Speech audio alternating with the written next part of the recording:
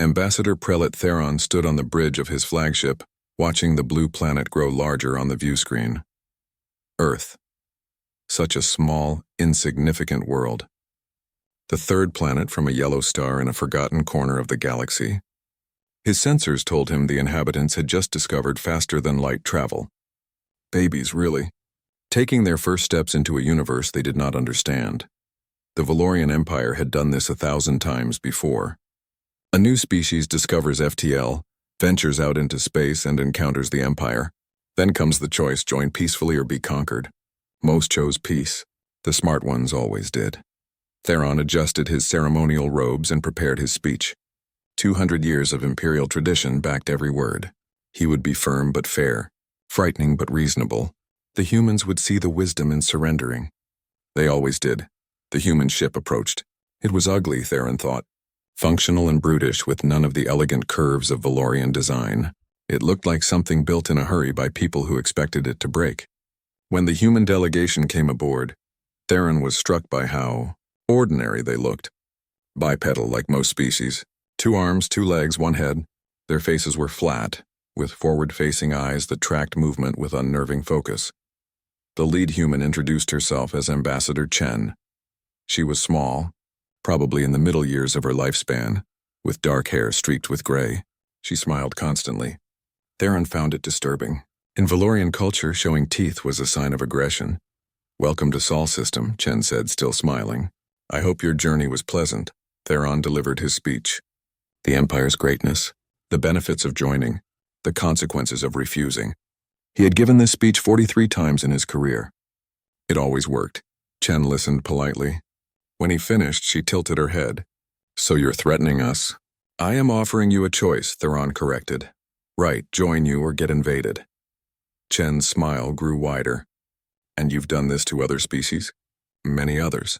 They now prosper under Imperial protection." "I see." Chen looked at her fellow humans. They were all smiling too, Theron noticed. Some were trying not to laugh. "Ambassador Theron, I need to ask you something important. Have you researched Earth at all?" "Our history? Our culture?" "We know what we need to know. You are a young species, recently unified with limited military capability." Chen actually did laugh then, a short, sharp sound. "Recently unified. Ambassador, we're not unified. We have 193 separate nations on Earth alone. We've been fighting each other for our entire history. We only stopped killing each other long enough to build spaceships." Theron frowned. "Then you are divided. Even easier to conquer. That's what we thought you'd think." Chen stood up. "Ambassador Theron, I'm going to be very clear with you. Please don't invade Earth. Not because you'll win, but because you'll lose in a way that will scar your empire forever. We're not like the other species you've met. We come from a world that has tried to kill us since we learned to walk. Everything on Earth is either poisonous, venomous, or wants to eat us. We survived by becoming the scariest thing on our planet." "You speak bravely for someone about to be conquered," Theron said. Chen's smile finally faded. Her eyes went cold. "I'm not being brave, Ambassador. I'm trying to be kind. Go home, please, because if you invade, we won't fight you the way you expect. We won't send our best soldiers. We'll send our worst. The ones we usually keep locked up because they enjoy violence too much. The ones who volunteered for this war the moment we told them aliens exist." Theron had heard threats before, empty words from species trying to seem stronger than they were. He dismissed Chen's warning and gave her 72 hours to deliver Earth's surrender. Chen left. As her ship pulled away, she sent one final message. "We tried to warn you." 3 days later, the Valorian First Fleet arrived at Mars Colony. 5,000 soldiers in full combat armor descended on the human settlement. They expected resistance from maybe a few hundred human warriors. Professional soldiers, properly trained, fighting with honor and discipline. What they found was chaos. The humans were waiting, but they looked nothing like soldiers. No uniforms. No formation. Just humans in black body armor. Faces painted with skulls and demons carrying weapons that looked homemade. They were scattered across the colony in small groups, hiding in places no proper soldier would hide. Then the humans attacked. Commander Vareth, leading the ground forces, watched in confusion as a group of 10 humans charged directly at his position. They were outnumbered 5-1. It was suicide. They should have retreated or attempted to negotiate. Instead, they screamed. Not war cries or battle hymns, just screaming, wordless and primal like animals. 3 of them died in the first volley of plasma fire. The remaining 7 kept coming. They moved fast, too fast, zigzagging and rolling, using the terrain in ways Verath's tactical computer said was impossible. One human got close enough to use a blade. A blade, in modern warfare! He killed 3 Valorians before being shot down. As he died, he was laughing. Verath ordered a full scan of the human. The report made no sense. The human's body was flooded with chemicals, stress hormones that should have caused heart failure. Instead, they had made him faster and stronger. His pain receptors were essentially shut down. He had fought through wounds that would have incapacitated any Valorian. The battle lasted 6 hours. The Valorians won, technically. They took the colony, but they lost 400 soldiers doing it, against fewer than 100 humans. Verath sent his report to Theron. These are not soldiers. These are something else. They don't fight with honor or strategy. They fight like cornered predators. Request immediate xenopsychology team. Something is wrong with this species at a fundamental level. On Earth, in a military command center deep underground, General Martinez read the battle reports and nodded. Good, they're scared. Now send in the real soldiers. A younger officer looked confused. Sir, those were our elite special forces. What do you mean, the real soldiers? Martinez smiled. It was not a kind smile.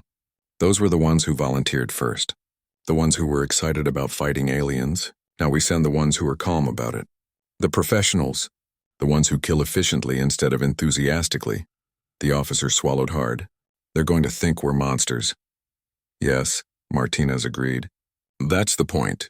The Empire conquers through intimidation and superior numbers. They've never fought someone who intimidates them back. By the time they realize what they're dealing with, it'll be too late.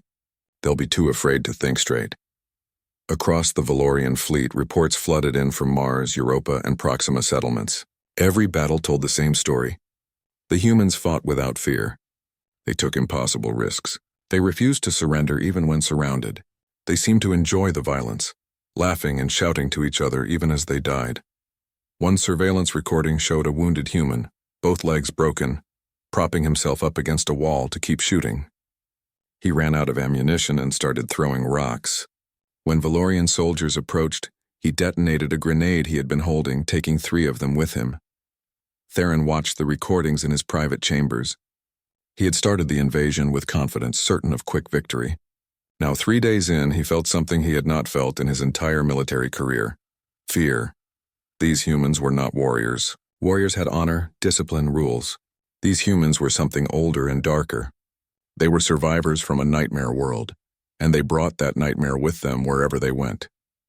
Theron sent a message to the Imperial capital, marked urgent, requesting reinforcements. Enemy forces more dangerous than projected. Human psychology requires further study. They do not behave like any known species. The response came 12 hours later. Reinforcements approved. Crimson Fleet dispatched.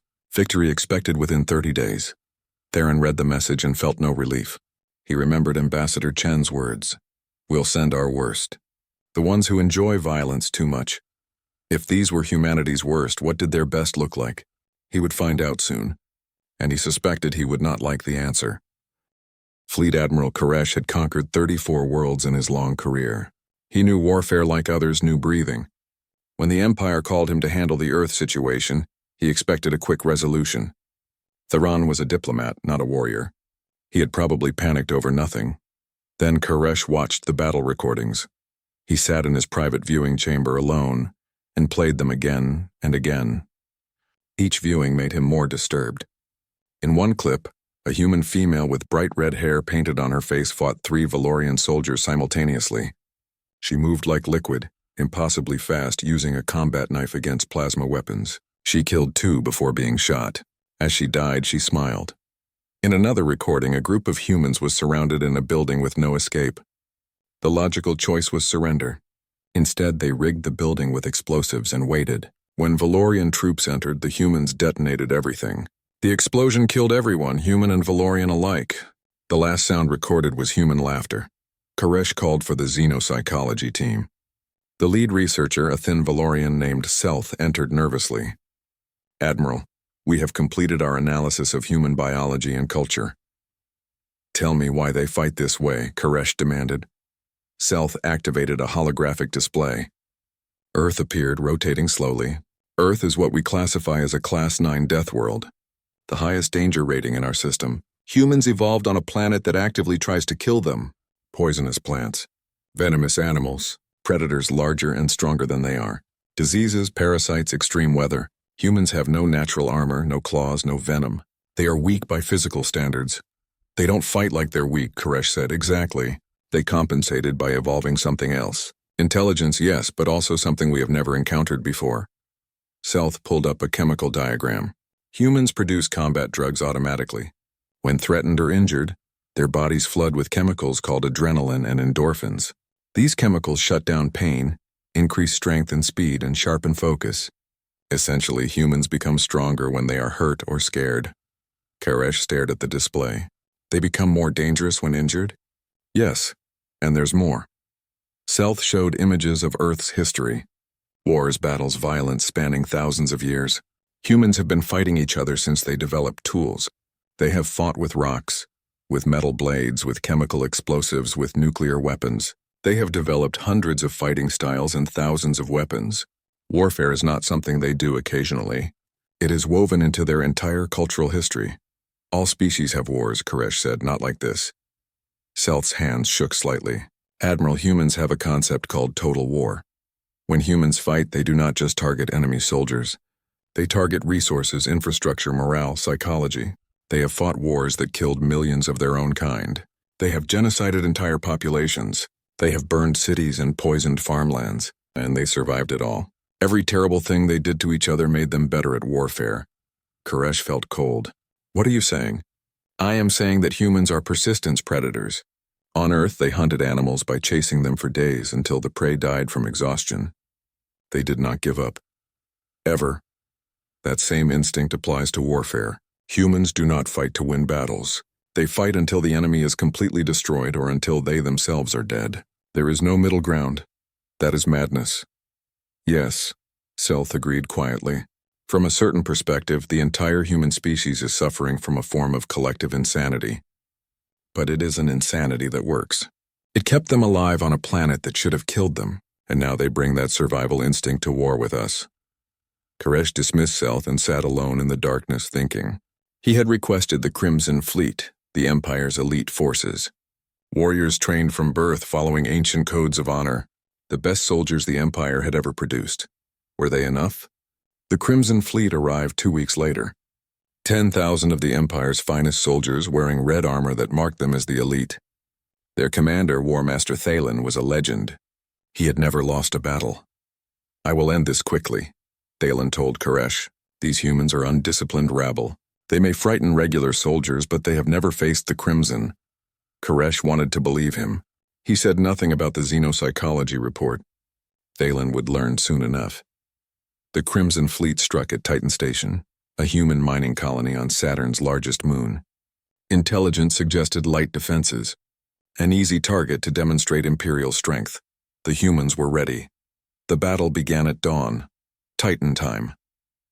The Crimson soldiers advanced in perfect formation, a wall of red armor moving with precision.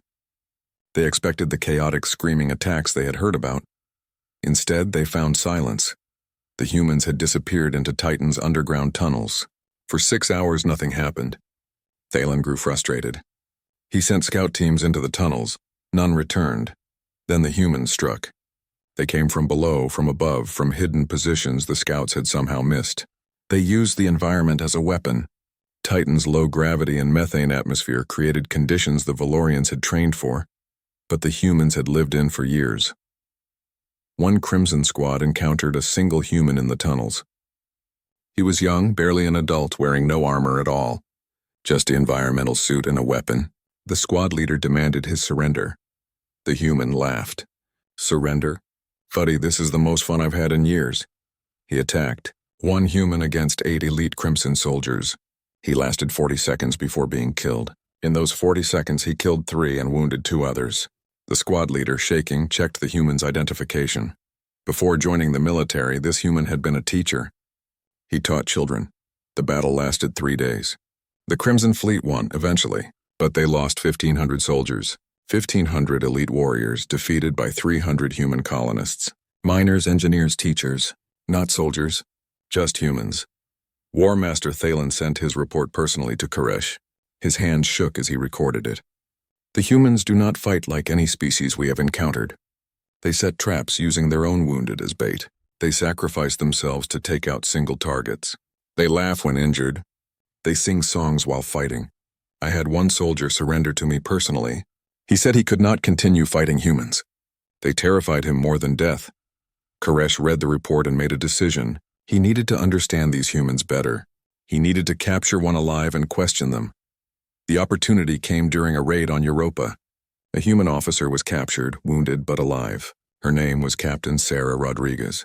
Koresh had her brought to his flagship for interrogation. Rodriguez sat in the interrogation chamber, handcuffed, bleeding from a shoulder wound. She looked calm. Too calm, Captain Rodriguez, Koresh began. I want to understand your people. Why do you fight this way? You must know you cannot win. The Empire has resources beyond your imagination. Why not surrender and spare your people? Rodriguez smiled. It was the same disturbing smile Ambassador Chen had shown. Admiral, can I tell you a story? If you wish. When I was 10 years old, I went hiking with my father in a place called Yellowstone. Beautiful place. Forests, mountains, wildlife. We were walking on a trail when we saw a grizzly bear. Do you know what a grizzly bear is, Admiral? A predator native to Earth. A predator that weighs 800 pounds and can run faster than a human. This bear was between us and safety. My father looked at me and said, "Don't run. If you run, you're prey. Stand your ground. Make yourself big. Show it you're not afraid." So we stood there, a grown man and a 10-year-old girl, facing a creature that could kill us both without effort. And we yelled at it. We waved our arms. We made noise. We acted like we were the dangerous ones. What happened? The bear left.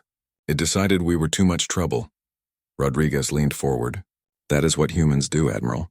When faced with something bigger and stronger, we do not run. We make ourselves scary. We convince our enemies that killing us costs too much.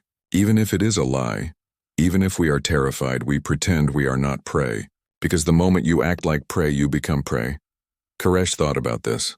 So this is all pretend? You're afraid? Oh, we are terrified, Rodriguez said cheerfully. But we are also angry. And humans are very dangerous when we are angry and scared at the same time. We stop thinking logically. We just want to hurt the thing that threatens us. That is what you are seeing in your soldiers' reports. Humans who have activated their fight response, and humans almost always choose fight over flight. This is madness, yes, but it is our madness. We have been doing it for hundreds of thousands of years. We are very good at it. Before Koresh could ask more questions, alarms blared. The ship was under attack. Impossible. They were in deep space, far from any combat zone. The security feed showed 12 humans in boarding pods cutting through the hull. 12 humans attacking a flagship with a crew of 3,000. Rodriguez smiled wider. That would be my rescue team. You should probably run, Admiral. The 12 humans moved through the Valorian flagship like a plague. Koresh watched the security feeds in horror as they carved a path toward the detention level. They should have been stopped immediately. 3,000 crew members against 12 invaders. The mathematics was simple, but the humans did not follow mathematics. They moved in pairs, covering each other with practiced efficiency. When Valorian security teams tried to set up defensive positions, the humans simply changed routes, finding paths through maintenance shafts and service corridors that the ship's own crew barely knew existed. They had studied the ship's design. They had prepared. One human carried a device that screamed electronic noise, jamming communications. Another threw small explosives that created smoke and chaos. They did not try to fight every Valorian they encountered. They simply moved past them, fast and fluid, leaving confusion in their wake. Koresh sent his elite guards to the detention level. 20 of his best warriors armed and armored. The security feed showed them taking position ready for the humans. The humans arrived. The leader, a massive man with scars covering his face, assessed the situation in seconds. He turned to his team and said something. They nodded. Then they attacked directly into the defensive position. No tactics, no strategy, just raw aggression. It should have been suicide. 3 humans died in the first exchange of fire. The remaining 9 kept coming. They moved like they had trained together for years, each one knowing exactly where the others would be. One human drew fire while another flanked. A third threw a grenade that disabled shields. The massive, scarred human reached the guards. He fought with a knife in his bare hands, moving faster than seemed possible for something his size. He took hits that should have dropped him and kept fighting. Blood covered his armor, his own and others. Koresh watched as this single human killed 7 guards before finally collapsing. As he fell, he was laughing. Actually laughing. The remaining humans reached the detention level and freed Rodriguez. The entire operation took 11 minutes. 8 humans died. 4 escaped with Rodriguez. 4 humans had successfully raided an Imperial flagship. Koresh stood in his empty bridge, surrounded by damage and bodies, and felt something break inside him. These were not soldiers. Soldiers could be defeated. Soldiers followed rules, had limits, felt fear. These humans were something else entirely. Over the following weeks, the war escalated into nightmare. The humans stopped pretending to fight conventionally. They embraced chaos completely. They hacked Valorian communications and broadcast sounds during battles. Music, they called it, though it sounded like noise to Valorian ears. Pounding drums, screaming voices, aggressive rhythms that somehow made the humans fight harder. Valorian soldiers reported feeling disoriented and frightened by the sounds. Worse were the videos. Humans recorded their battles and sent them to Valorian ships. Footage of humans laughing while fighting. Humans dancing after victories. Humans turning Valorian weapons into trophies. One video showed a human wearing pieces of Valorian armor he had taken from defeated enemies, arranged into a macabre costume. He waved at the camera and said, "Come get it back." The psychological impact was devastating. Valorian soldiers began having nightmares. They called humans the laughing demons or the smiling death. Several units refused deployment orders. Others surrendered immediately when encountering human forces. Koresh brought this information to the high command. "We are losing control, not because we lack military strength, but because our soldiers are too frightened to fight effectively. The humans are not just fighting a war, they are fighting our minds." The high command refused to accept this. Fear is temporary. Victory is permanent. Increase the pressure. Use orbital bombardment if necessary. Koresh followed orders. He authorized bombardment of human positions from orbit. Surely humans hiding in bunkers, cut off from support, would surrender. The humans adapted. They moved into areas too dangerous for Valorians to follow. Radioactive zones, extreme temperature environments, places where the bombardment had made the terrain unstable. They survived in conditions that should have killed them. One unit lived in a bombed-out facility with radiation levels that would kill a Valorian in hours. The humans wore minimal protection and stayed there for 3 weeks, conducting raids before returning to their poisoned shelter. When finally captured, the unit leader, a woman named Sergeant Kincaid, was asked how they survived. "You build up a tolerance," she said with a shrug. "It's killing us slowly, sure, but slowly beats dying fast. You are dying from radiation poisoning and you continued fighting?" The interrogator could not understand. "We were dying anyway," Kincaid said. "Might as well take some of you with us." The interrogation ended when Kincaid's team launched another rescue operation. This time Koresh was ready. He had tripled security, installed new detection systems, prepared ambush positions. The humans infiltrated by hiding in a shipment of supplies. They had stuffed themselves into storage containers marked as non-essential equipment. They spent 6 hours in those containers, barely able to breathe, waiting. When the containers reached the detention level, they burst out and retrieved Kincaid. This time, 15 humans participated. 8 died. 7 escaped with Kincaid.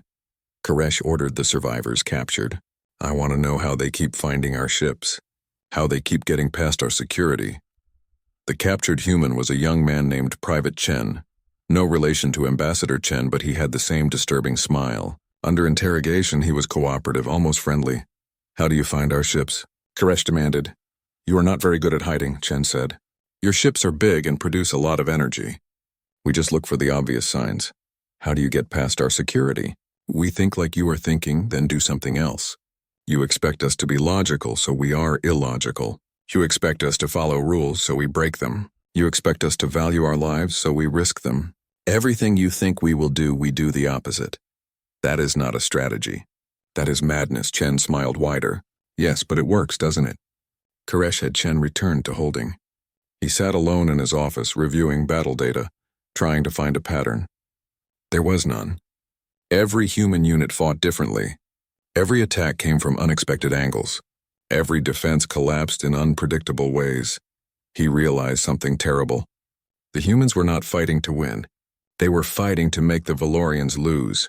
Every battle cost the Empire soldiers resources and morale. Even when the Empire won tactically, they lost strategically. Koresh wrote a long report to Emperor Thasian III himself. He detailed everything: the human psychology, their tolerance for casualties, their complete disregard for conventional warfare. He ended with a recommendation he had never made in his 34 campaigns. Your Majesty, I recommend immediate ceasefire and negotiation. We cannot win this war, not because we lack strength, but because the humans do not fight to win. They fight to survive, and they have been surviving impossible situations for their entire evolutionary history.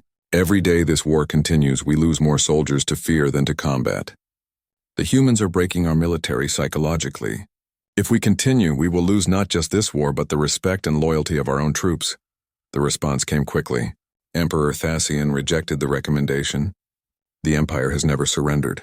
We will not start with these primitive humans. Deploy the obliteration fleet, destroy their homeworld, end this war decisively. Koresh read the order and felt his hands go cold.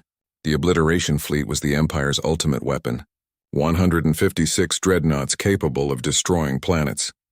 It had been used only twice in Imperial history, both times against species that refused to surrender after years of warfare. The humans had been at war with the Empire for less than 1 year. Koresh sent a final message to High Command. The obliteration fleet will arrive at Earth in 14 days. I estimate the humans will use that time to prepare something terrible. They always do. Do not underestimate them, please. No one responded. On Earth, in the same underground command center, General Martinez received the intelligence report. The obliteration fleet was coming.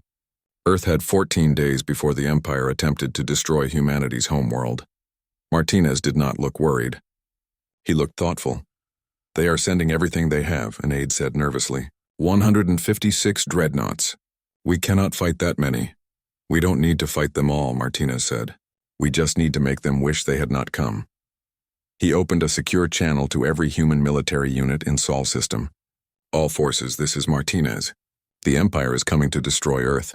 They will arrive in 14 days. I want every ship, every soldier, every weapon we have hidden and ready. We are going to show them what happens when you threaten humanity's home. We are going to hurt them so badly that they never forget. Prepare for Operation Last Stand. Across human colonies and hidden bases, soldiers received the order and smiled. It was not a happy smile. It was the smile of predators who had been given permission to hunt. The Empire was coming to destroy Earth. The humans were going to make sure it cost everything. The obliteration fleet emerged from faster-than-light travel at the edge of Sol system. 156 massive warships, each one capable of cracking a continent. Admiral Koresh commanded from the fleet's flagship, a massive dreadnought named Imperial Will. He had 14 days to think about this moment. 14 days to consider what the humans would do. He had recommended caution, suggested scouting, urged patience. Emperor Thasian had rejected it all. Arrive, deliver the ultimatum, and if they refuse, destroy the planet. Make an example of Earth. Show the galaxy what happens to species that defy the Empire. Now looking at the small blue planet in the distance, Koresh felt the weight of history. This was either the day the Empire secured its dominance forever, or the day everything changed. He opened communications to Earth. This is Fleet Admiral Koresh of the Valorian Empire. You have 48 hours to surrender unconditionally. Evacuate your military forces. Submit to Imperial rule. If you refuse, we will destroy your homeworld. This is your final warning. The response came quickly, not from a government channel but broadcast openly across all frequencies. It was a video, old and grainy, showing images from Earth's past. Massive explosions, mushroom clouds rising above cities, destroyed landscapes. The devastation was enormous. A human voice spoke over the images. In 1945, humans used atomic weapons against other humans. We destroyed 2 cities, killed hundreds of thousands, and scarred the land for generations. We did this to ourselves during a war between our own nations. This is what we are willing to do to our own people when we fight. You threaten to destroy us? We have already practiced on ourselves. The video ended. The message was clear. The humans were not afraid of destruction. They had already survived it. Koresh felt a chill. He had hoped the threat of total annihilation would break their spirit. Instead, it seemed to have done the opposite. The humans were telling him they could not be frightened because they had already faced their worst fears. The 48 hours passed. Earth did not surrender. No evacuation occurred. The humans simply waited. "Begin bombardment," Emperor Thasian ordered. "Destroy the planet." Koresh gave the command. The fleet powered up their weapons. 156 dreadnoughts prepared to fire simultaneously, enough firepower to turn Earth into a lifeless rock. Then something impossible happened. Contacts appeared on sensors, ships, dozens of them, human vessels emerging from hiding places throughout the solar system. They had been hiding in the asteroid belt, in Jupiter's radiation storms, in the corona of the sun itself, places where sensors could not detect them. They had been waiting. "How many ships?" Koresh demanded. 73 confirmed, Admiral. More appearing every minute. 73 ships against 156.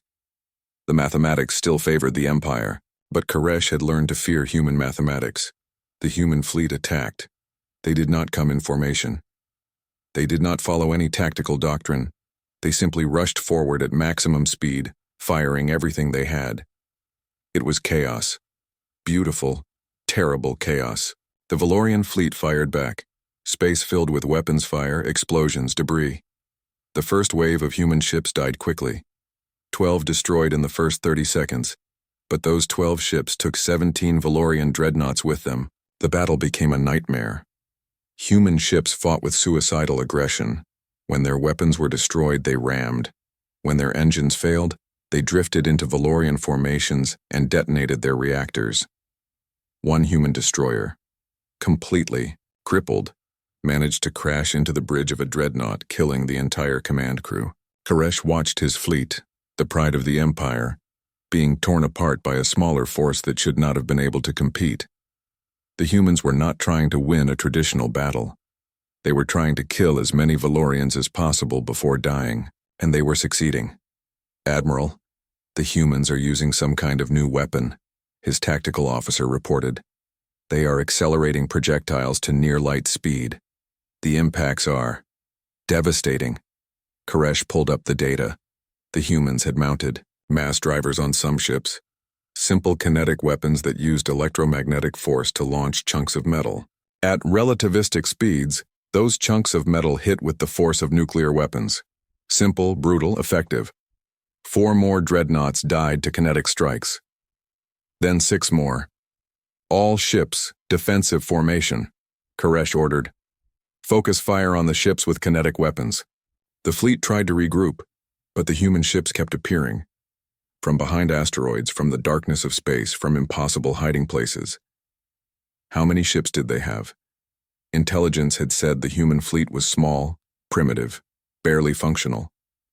Intelligence had been wrong. A communication came through on the command channel.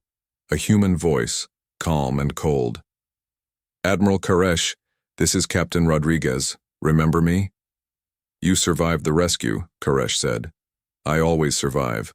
I wanted to tell you something before we finish this. You came to Sol System thinking we were weak. You thought you could threaten Earth and we would bow. But you forgot something important. Humans do not surrender.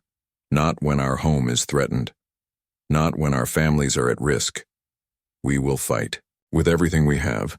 And when we run out of weapons, we will fight with our hands. And when we have nothing left, we will fight with our teeth. That is what it means to be human."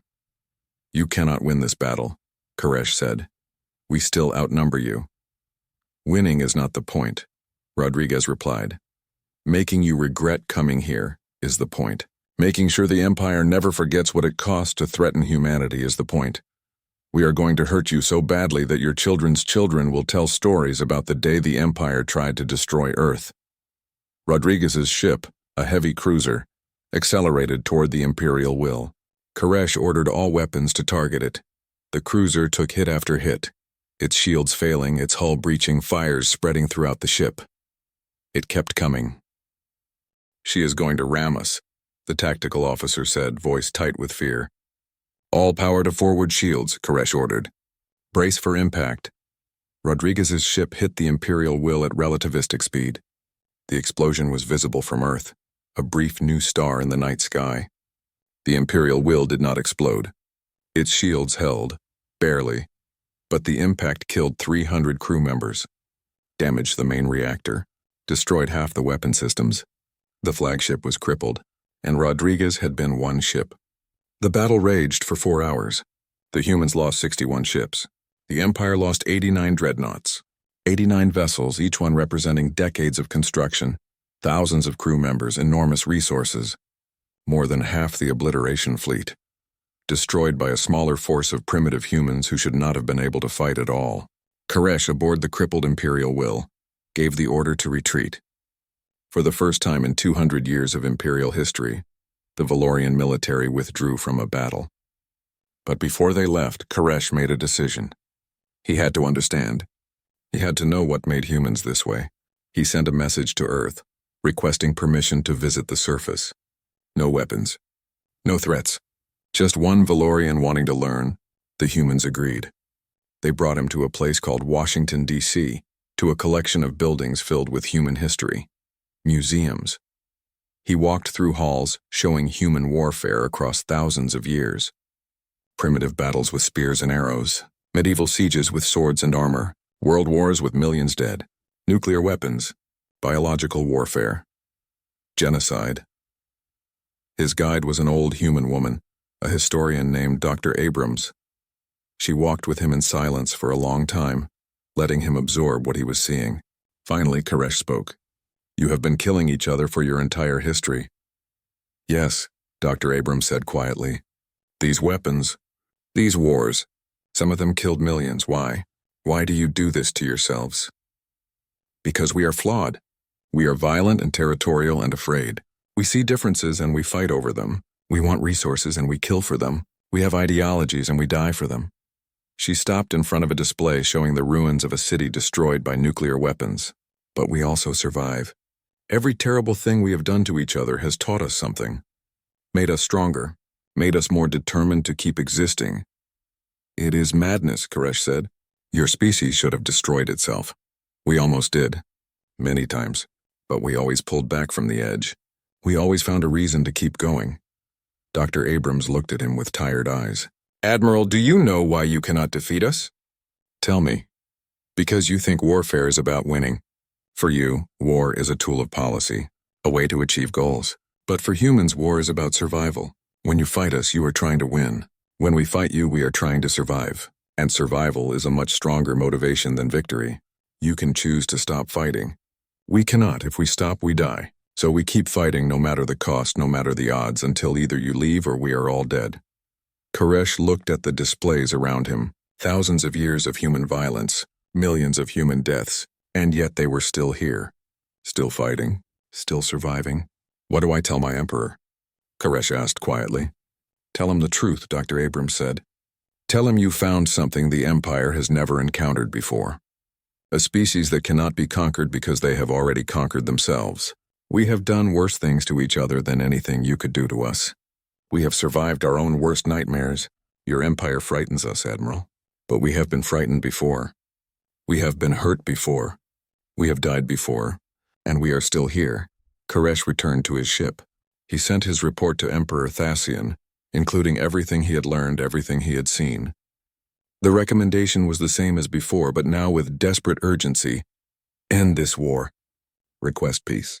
Leave these humans alone. They will destroy us if we continue." 6 months after the Battle of Sol, a Valorian diplomatic ship approached a neutral space station in unclaimed territory. Inside, Emperor Thasian III prepared for something the Valorian Empire had never done in its 200-year history. Ask for peace. The Empire had lost 97 ships in the battle, thousands of soldiers, billions of credits in resources. But worse than the material losses was the psychological damage. Across the Empire, military recruitment had dropped. Soldiers were requesting transfers away from human-adjacent space. Some units had mutinied rather than deploy to fight humans. The humans had not just defeated the Empire, they had broken its spirit. Ambassador Prelate Theron, who had started this entire situation, entered the negotiation chamber. He looked older now, thinner, with gray in his feathers that had not been there a year ago. The war had aged him. The human delegation arrived. Theron expected diplomats, politicians, smooth talkers who would use the Empire's defeat to extract maximum concessions. Instead, the humans sent soldiers. Captain Rodriguez entered first, walking with a slight limp from injuries sustained when she rammed the Imperial will. She had survived somehow. Behind her came Master Sergeant Kincaid, the woman who had fought in radioactive zones. Then others, all wearing military uniforms, all bearing scars from the war. "Where are your negotiators?" Theron asked, confused. Rodriguez sat down across from him and smiled. That same disturbing smile. "We are the negotiators. Earth figured you would want to talk to the people who actually fought. The people who will have to live with whatever deal we make. Politicians make promises. Soldiers keep them." Theron did not know how to respond to this. In Valorian culture, warriors did not negotiate. That was a job for the educated elite. But he was learning that humans did everything differently. "Very well," Theron said. "Let us discuss terms. The Empire is prepared to offer reparations, territorial concessions, trade agreements." "We don't want any of that," Rodriguez interrupted. Theron blinked. "You don't want reparations? Your colonies were damaged. Your people died." "They did, and we are sad about that. But taking your money will not bring them back. Taking your territory will not honor their sacrifice." Rodriguez leaned forward. "We have 3 requirements. That is all. 3 requirements. First, the Empire leaves Sol system alone. All human colonies, all human ships, all human territory. You stay out, we stay out. We want nothing to do with your Empire." Theron nodded slowly. "Acceptable. What is the second requirement?" "We want access to your database on other species in the galaxy. We want to know who else is out there. What they are like. Where they are. We want to meet them without the Empire controlling the introduction." "Why?" "Because we deserve to know our neighbors. Because we want to make our own relationships, our own alliances, our own mistakes. We are new to this galaxy. We want to explore it freely." Theron considered this. It was an unusual request, but not unreasonable. "And the third requirement?" Rodriguez's smile faded. Her expression became serious, almost sad. "The Empire will never again attempt to conquer or pacify another species without first understanding them. No more showing up with threats and ultimatums. No more assuming you can just take what you want because you are bigger and older. You will approach new species with respect and caution, because if we find out you did to someone else what you tried to do to us, we will come back. And next time we will not stop at defeating you. We will dismantle your empire piece by piece until there is nothing left but memory." The chamber went silent. Theron felt cold. The threat was delivered calmly, quietly, without anger. That made it more frightening. Rodriguez was not making an emotional threat. She was stating a simple fact. "You would go to war again?" Theron asked. "After everything it cost you?" "Yes," Rodriguez said simply. "Because some things are worth dying for. Freedom is one. Protecting others from tyranny is another. We learned that lesson the hard way. Over and over throughout our history, we will not let the Empire do to others what you tried to do to us." Theron looked at the other humans in the room. They all nodded. They all agreed. These were not empty words. These humans meant it. "I will relay your requirements to the Emperor," Theron said quietly. The negotiations took 3 days. In the end, the Empire agreed to all 3 requirements. They had no choice. The alternative was continuing a war they could not win against an enemy that did not fear death. The treaty was signed. The Valorian Empire officially recognized human sovereignty and agreed to non-interference in human affairs. In exchange, the humans agreed not to expand beyond their current territory for 20 years, giving the Empire time to adjust to the new reality. It was not a victory for either side. It was simply the end of fighting. But the real changes came later, quietly, as word of the war spread through the galaxy. Other species heard about humanity. The primitives who had made the Valorian Empire retreat. The Deathworlders who fought with insane bravery and impossible resilience. Some species were terrified and wanted nothing to do with humans. Others were curious. A species called the Threen, facing aggression from a neighboring empire, requested human military advisors. 3 retired human soldiers arrived and taught the Threen about asymmetric warfare, psychological operations, and defensive strategies. The Threen successfully defended their territory using human tactics. They did not win gloriously. They simply made invasion cost too much. Another species, the Kicks, facing civil war, asked for human peacekeepers. The humans sent not soldiers but negotiators who had worked in conflict zones on Earth. They did not choose sides. They simply helped both factions communicate and find common ground. The Chick Civil War ended without genocide, something their historians said was unprecedented. Humanity did not build an empire. They became something stranger and more unsettling. They became the galaxy's reminder that violence, when necessary, should be overwhelming and personal. That warfare was not glorious or honorable, but brutal and horrible. That peace was precious precisely because war was hell. The Valorian Empire quietly reformed its military doctrine. They studied human warfare, human psychology, human history. They learned about concepts like mutually assured destruction and peace through strength.